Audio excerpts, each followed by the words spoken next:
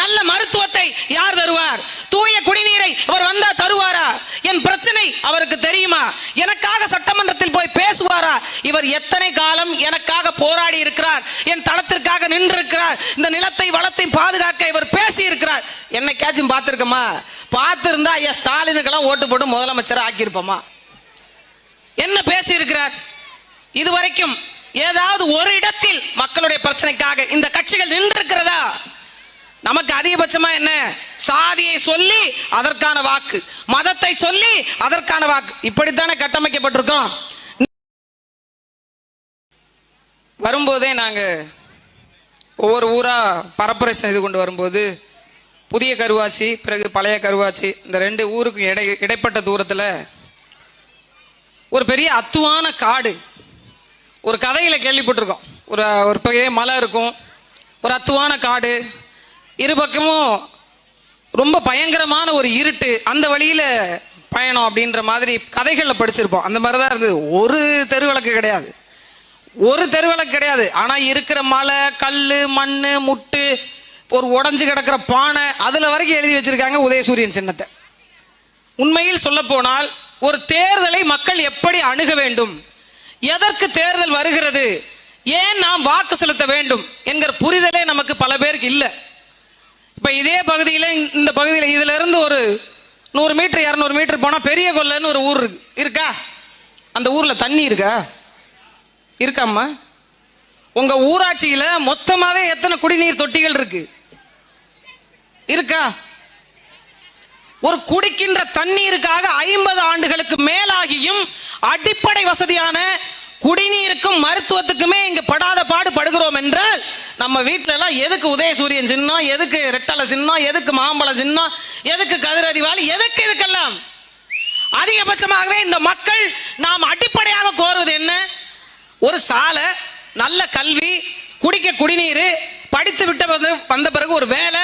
இங்க இருக்கக்கூடிய எந்த இளைஞன் இங்க இருக்கக்கூடிய நிலம் வளம் சார்ந்த தொழிற்சாலையில் வேலை செய்யறாங்க, படிச்ச அவ்வளவு பேரும் சென்னைக்கு பாண்டிச்சேரிக்கு வேலை தேடி போக வேண்டிய சூழல் இருக்கா இல்லையா? அப்ப எப்படிப்பட்ட ஒரு வாழ்க்கையை இங்குள்ள மக்கள் நாம் வாழ்ந்து கொண்டிருக்கிறோம்?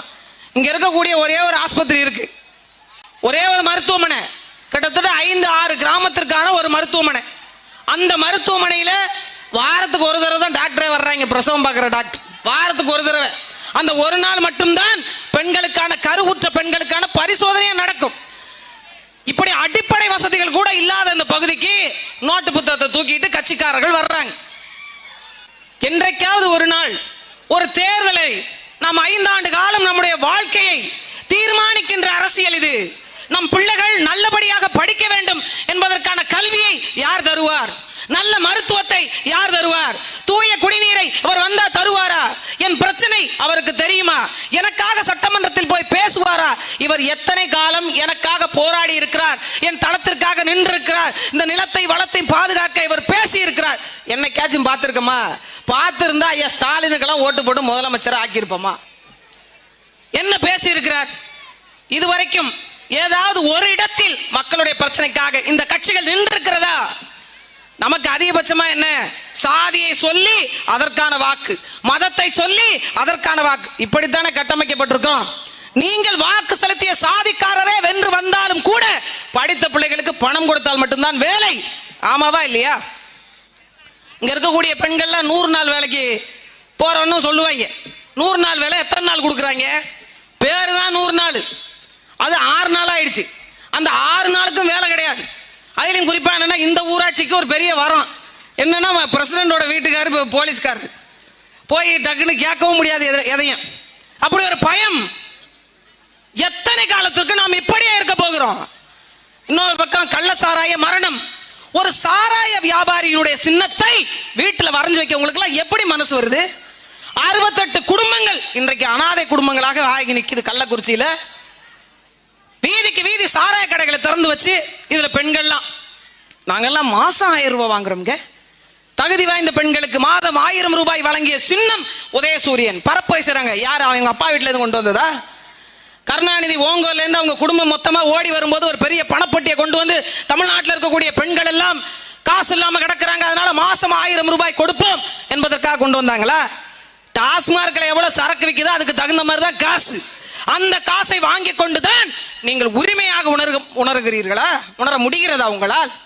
மாசம் 12,000 ரூபாய் நீங்க கொடுக்குறீங்க டாஸ்மார்க்கு, 12,000 ரூபாய். அதுல ஒரு அம்மா வேகமா வேற தலையாட்டுறாங்க. நம்ம வீட்டுல 7 குழுவா 2 குழுவாமா? 7 வாரத்துல 7 நாள் 7 குழு. சாணி தெளிக்கிறதுக்கு முன்னாடியே சார் வந்துடுறார். நீங்கள் உழைக்கின்ற காசை கடனுக்கு கட்டுவீங்களா, கல்விக்கு கட்டுவீங்களா, மருத்துவம் பார்ப்பீங்களா, தண்ணீருக்கு கட்டுவீங்களா, சாலை இல்லையன்னு போராடுவீங்களா, வேலை வாய்ப்புக்கு பேசுவீங்களா? எதை செய்ய முடியும்? எதையும் செய்ய முடியாது. ஏன்? நமக்கு தான் எதை பத்தியும் கவலை இல்லையே. வேட்பாளர் மூஞ்சே பார்க்கறது இல்ல, வேட்பாளர் யாருன்னே தெரியறது இல்ல, ஆனாலும் வாக்கு செலுத்துகிறோம். ஏன்? கட்சிகள்.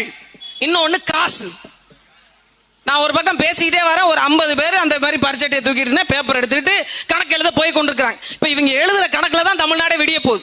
இப்ப இவங்க ஒழுங்கா எழுதுறோம். அதுல 3 பேனா, என்ன ப்ளூ இங்கு, பிளாக் இங்கு, ரெட் இங்கு, ஒரு பென்சில் வச்சா அது நமக்கான ஓட்டு கிடையாதான், அது நாம் தமிழருக்கான ஓட்டா. அப்புறம் கருப்புல கோடு போட்டோம் அப்படின்னா அதெல்லாம் 60 வயசுக்கு மேல உள்ள டிக்கெட், தூக்கிட்டு போய் ஓட்டு போடுற டிக்கெட். ப்ளூ பென்ல டிக் பண்றது மட்டும்தான் அவங்க ஓட்டு. இந்த ரெட் பண்ணு கம்பல்சரி கிடையாது, அதெல்லாம் நாம் தமிழர் ஓட்டு அப்படின்னு முடிவு பண்ணி அதை டிக் பண்ணிக்கிறாங்க. அதுல ஒருத்தர் திமுக துண்டு போட்டு வந்திருந்தார். எங்களை பார்த்துட்டு கட்சி கூட்டத்தோட அவரும் போறார், நோட்டு புஸ்தகத்தை எடுத்துட்டு போறார். இப்படி துண்டை அப்படி மறைச்சிக்கிட்டு கையை மட்டும் இப்படி காட்டி அப்படின்ட்டு போறார். ஏன்னா இந்த 15 நாள் தான் அவர் பகுமானமா வாழ முடியும். ஒரு நாளைக்கு 2000 rupees வித் ஒரு கோட்டர், ஒரு கோழி பிரியாணி வருமானங்க. 15 நாள்ல 30,000 வருதுல, அதை விடுவானே ஏன் அப்படின்னு உங்கள்கிட்ட வந்து வேலை செய்யறாங்க. அறிவு சிறந்தவர்களே, ஒரு வேட்பாளர் என்பவர் நமக்கான மனிதராக இதுவரை இருந்திருக்கிறாரா, நமக்கான பிரச்சனை தெரியுமா என்று பார்த்து வாக்கு செலுத்துங்க.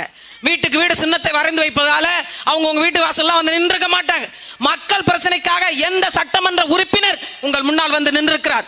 படித்தவர்களுக்கான வேலை, பெண்களுக்கான பாதுகாப்பு, உள்ளூரிலே நிலம் வளம் சார்ந்த தொழிற்சாலை, அதன் மூலமாக பெண்களுக்கு வேலை, கடன் இல்லாத வாழ்வு, நல்ல சாலை, சரியான குடிநீர் வசதி, குடிசைகளே இல்லாத பகுதியாக மாற்றி கொடுத்தல் என்று பல்வேறு நலத்திட்டங்களை வைத்து எளிய பிள்ளைகள் நல்ல அரசியலை செய்ய, நேர்மையான அரசியலை செய்ய, தூய்மையான அரசியலை செய்ய உங்கள் முன்னால் வந்து நிற்கிறோம்.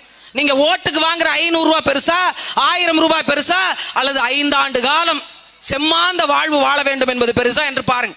இது ஒண்ணு நீங்க தமிழ்நாட்டினுடைய ஆட்சி அதிகாரத்தை தேர்வு பண்ற தேர்தல்லாம் ஒண்ணும் கிடையாது. இன்னும் 2 ஆண்டு காலம் தான். 3 ஆண்டு காலம் திரும்பி பார்க்காத ஐயா புகழேந்தி அவருடைய இன்னொரு அடையாளமாக சிவானன் அனுப்புறாங்கன்னா அவர் வந்து மட்டும் திரும்பி பார்த்துருவாங்களா? சிந்திச்சு பார்த்து வாக்கு செலுத்துங்க. இந்த முறையாவது உங்கள் பிள்ளைகளுக்காக வாக்கு செலுத்துங்க.